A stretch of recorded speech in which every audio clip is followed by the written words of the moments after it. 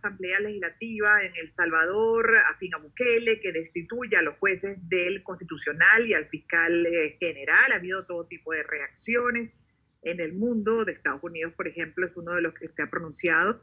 Organizaciones también defensoras de derechos fundamentales, organizaciones internacionales que están reaccionando a esta decisión de Bukele, que revisamos con Natasha Rojas Silva, politólogo, internacionalista, profesora e investigadora de derechos humanos, y Lila Abed, internacionalista también, politólogo, consultora política, además con especialización de la Universidad de Georgetown, licenciada de Boston College y analista del Heraldo de México y en Radio Fórmula.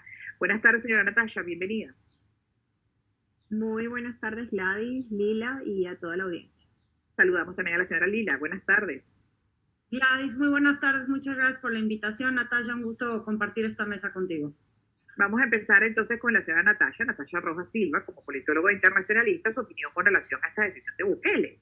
Caramba, no deja de sorprender, ¿no? Porque sabemos ya y el mundo condena, independientemente de la derecha o de la izquierda, cualquier intento de lograr amalgamar a los poderes. Los poderes deben conservarse independientes para garantizar una verdadera democracia. No sé qué está pasando en El Salvador.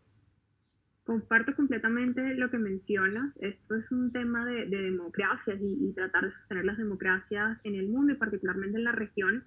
Y de ninguna manera puede ser admisible poder unificar bajo una sola figura, especialmente estos excesos de los ejecutivos que normalmente vemos en América Latina.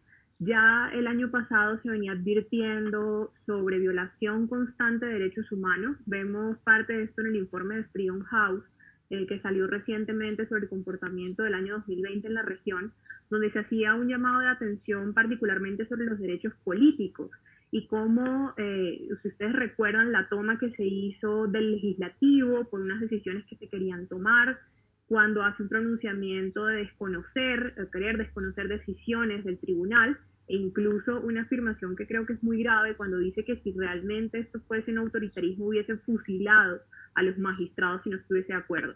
Creo que esto ya eran unas claras evidencias que estábamos frente a una fractura democrática. También la opinión de Lila Abed, internacionalista, politólogo, consultora política, que puede ocurrir con El Salvador, porque lo cierto es que ya esto se está ejecutando ahora con esta asamblea legislativa afín a Bukele y que justificaría en este caso que Bukele toma esta decisión polémica que va a ser cuestionada y rechazada por el mundo. Así es, Gladys. Yo creo que estamos viendo cómo la decadencia de una democracia puede debilitarse cuando cae en manos de un líder dispuesto a romper las fibras democráticas de su país. El presidente Bukele ya tenía control sobre el poder ejecutivo, goza de una alta aprobación. Su partido de Nuevas Ideas ganó una mayoría absoluta en las elecciones intermedias en febrero y el único otro poder que le faltaba por controlar era el judicial, y por eso vimos que por medio de la mayoría que tiene su partido en la Asamblea Nacional está debilitando y atentando contra la independencia de los poderes de los órganos del Estado. Y esta destitución de los 5 magistrados no solamente carece de respaldo legal, al igual que la destitución del fiscal general, sino que estamos viendo que en una sola figura ya recaen pues toda la fuerza de los poderes del Estado de El Salvador, y esto causó revuelo no solamente con la sociedad civil en El Salvador, rechazando estas medidas, calificándolas incluso como un golpe de Estado, pero la reacción de Estados Unidos, y tú lo mencionaste, fue contundente. Se sumó la vicepresidenta Kamala Harris, que es la encargada de liderar el esfuerzo migratorio en Centroamérica y en México por parte de la Casa Blanca. Dijo que la independencia de un poder judicial es muy importante en cualquier democracia sana y para la economía de un país, pero con eso también se sumó el secretario de Estado, Anthony Blinken, decir y también informar la alta preocupación de Estados Unidos sobre estas acciones, al igual que la secretaria interina para el hemisferio occidental de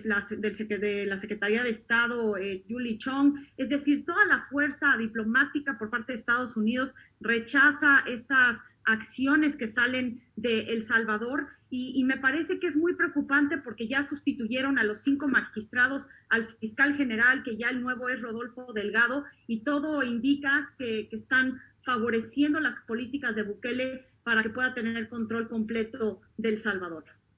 Ahora, también está el tema de la Carta Magna, que muchas veces, bueno, como están contempladas las constituciones en estos países, de una u otra manera también se permite que esto sea factible. Por ejemplo, en el caso de la Carta Magna salvadoreña, los magistrados de la Corte y otros funcionarios públicos pueden ser destituidos por la Asamblea Legislativa por causas específicas, previamente establecidas por la ley. Entonces pregunto, bueno, ¿hasta qué punto este marco legal, ahora con mayoría a favor de Bukele en la Asamblea, pues también sirvió... Por primera vez en la historia, todos los deportistas nos enfrentamos al mismo obstáculo, sin reglas para atravesarlo. Tuvimos que tomárnoslo personal, conquistando la rutina, el ritmo y los límites en cada repetición, adaptándonos, superándonos, encontrando en la fórmula de Powerade la rápida hidratación y energía constante que te ayuda a rendir más y lograr tus objetivos. Recupera tu power, siente el poder.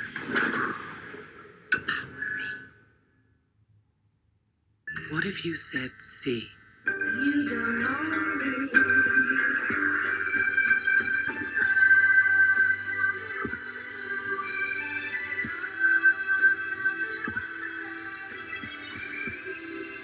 The new eau de parfum Intense. Sí, Giorgio Armani. Digamos, de antesala para esta decisión polémica.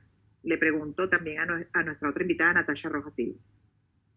Creo que aquí hay dos puntos que siempre tenemos que tener en cuenta, especialmente al nivel latinoamericano, y es esa flexibilidad, digamos, o esos puntos grises que permiten nuestros textos constitucionales. Justamente eso es una constitución con la que él llega, una constitución de los años 80, que le da esa posibilidad, como bien tú, Gladys, acabas de mencionar. Entonces, digamos que en sentido estricto no estamos ante un golpe de Estado. Era una posibilidad que tenía esta asamblea de ejecutar ese tipo de, digamos, de remociones. Sin embargo, ahí la zona gris de la misma Constitución es que allí, como mencionan, que en la ley se expondrán estas razones, y las que utilizaron especialmente para remover al fiscal, es donde las cosas empiezan a ser mucho más turbias. Y si bien eso está establecido en la Carta, hay otros derechos que también deben ser respetados, como las garantías judiciales, como el debido proceso, que esto incluso el sistema interamericano ya lo mencionó hace varias décadas sobre un caso de Perú, donde sucede algo muy similar con el Tribunal Constitucional. Entonces debemos tener como mucho cuidado por ese lado. Y por el otro lado, tampoco podemos justificar, y en toda la región lo hemos vivido, que porque algo esté fijado de una determinada forma o las mismas estructuras se fijen para proceder, no quiere decir que esto sea acorde a la democracia. Y esto, digamos que tenemos que tener muchísimo cuidado. Durante décadas en muchísimos países, lo vimos durante la Guerra Fría también, ejecutaban cierto tipo de acciones bajo la idea que como esto era legal, era permitido. Y en este caso se le suma algo adicional, y es, como bien decía Lila, este gran apoyo popular que tiene no justifica de ninguna manera ningún tipo de violación, y especialmente violar este balance o este sistema de peso y contrapesos en El Salvador. Que caramba, con qué frecuencia se viola en la región, ¿vale? Esta historia se repite, y también los organismos internacionales y el resto de los países pues poco pueden hacer también para lograr proteger a la población a la larga, por mucha simpatía que puedan tener hoy con ese líder político. Y lo cierto es que una manera de protegerlos a la larga justamente de alguna intención dictatorial, hegemónica. Le pregunto también a nuestra otra invitada, Graciela Lila.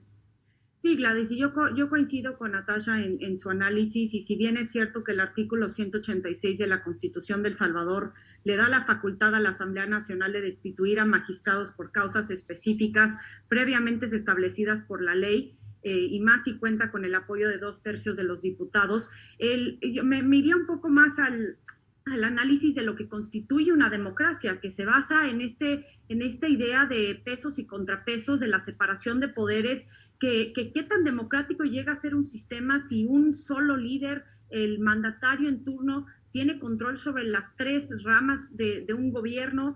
Por más que tenga la facultad jurídica de hacerlo, me parece que hay un fondo político detrás de estas medidas, debido a que en gran parte sacó y destituyó a los magistrados y al fiscal general porque bloquearon medidas que trató de impulsar durante la pandemia, incluso fueron casi 15 medidas. Entonces ya era conocido que había una cierta rivalidad también en sus cuentas de Twitter. Tanto el presidente Bukele como el ex fiscal general Raúl Melara traían pues varios encuentros fuertes de diferencias en cuanto a las políticas que había tomado el fiscal. Entonces creo que sí hay un fondo político detrás de estas acciones y me parece que ninguna democracia puede prosperar si no hay una independencia judicial, si no hay separación de poderes y si un solo presidente tiene control sobre todos los órganos del Estado. Me parece que ahí estamos viendo las señales de un declive democrático muy fuerte en El Salvador.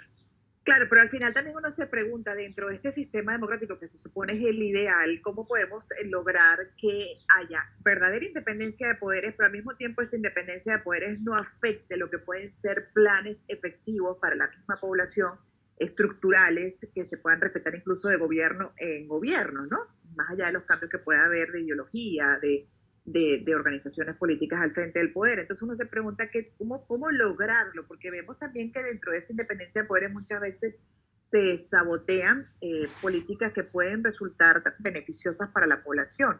A ver, le pregunto a la señora Natasha, complejo esto, ¿no? Pero al mismo tiempo la independencia que tiene que ser esencial, y sobre todo en la Contraloría.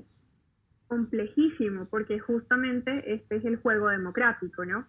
Y este es uno de los grandes peligros que hay, como lo que está sucediendo en El Salvador, y como normalmente somos en la región que le apostamos a un mesías.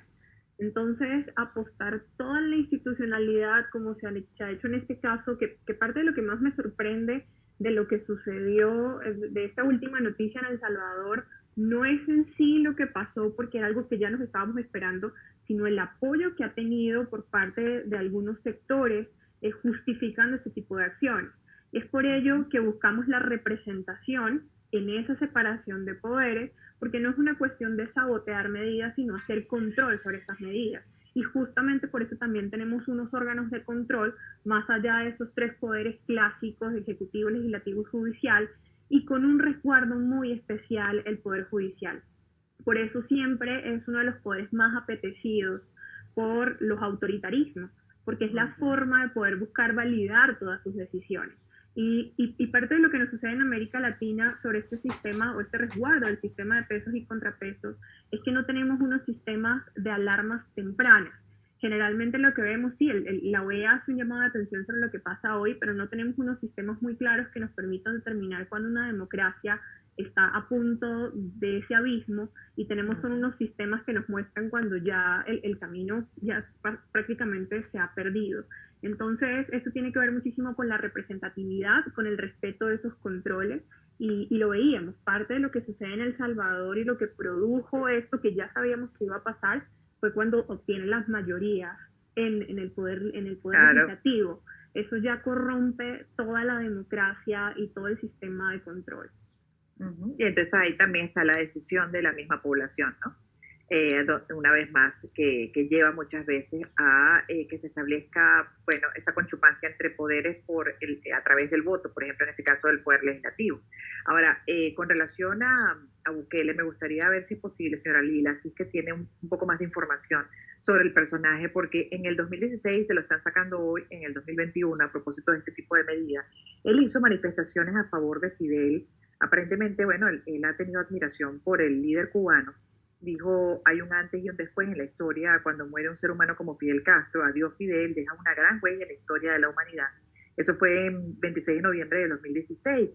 Y me llama la atención esto porque, bueno, al final, ¿cuál es el patrón ideológico de Bukele? Sí, yo creo que Bukele trae, y bien lo dices tú, Gladys, esta idea de reconocimiento y de tener como cierto ídolos en Latinoamérica que suelen ser un poco más autoritarios que democráticos, y me parece que ese es el gran desafío de la región en estos momentos. Los líderes hoy por hoy y que pueden y suelen ser demagogos llegan por la vía electoral, es decir, ya no tenemos con tanta frecuencia los golpes de Estado tradicionales que vimos en décadas pasadas, sino que llegan por la vía electoral y ya estando en el poder van debilitando poco a poco las normas, las reglas, las instituciones democráticas para empoderar y concentrar el poder en el Ejecutivo. Pero la historia y la ciencia política demuestra que las democracias que mejor funcionan y que duran más tiempo son las que se rigen por las reglas delineadas en la Constitución, es decir, al igual que por las normas no establecidas. Normalmente un líder democrático, aunque tenga mayoría en el Congreso, considera que hay tolerancia mutua entre los partidos opositores que se aceptan y se consideran como rivales legítimos y no como enemigos. Es decir, no empiezas a atentar en contra de cualquier persona que se pronuncie en contra de las políticas del presidente en turno. Y también hay otro concepto muy importante que tiene que normalmente tener un mandatario democrático, que es la discreción del poder. Esta idea de que los políticos tienen que restringir su poder institucional y tener un cierto autocontrol y tolerancia de restringir el poder, porque si no, entonces, por más que se vea democrático, a veces estas acciones poco democráticas pasan desapercibidas porque llegaron por la vía electoral, porque gozan de una alta aprobación y por el simple hecho de que tienen mayorías democráticas no les da el derecho de tener y de apoderarse de todas las ramas del Estado. Estamos hablando de que realmente el liderazgo debería estar en manos de verdaderos demócratas, pero bueno, eso es un tema que lo podríamos revisar en otro momento. Gracias a Natasha Rojas Silva, politólogo internacionalista, y también a Lila Abed, internacionalista, politólogo, consultora política, a las dos por haber compartido sus puntos de vista con relación a este hecho que da de qué hablar, de la decisión de Bukele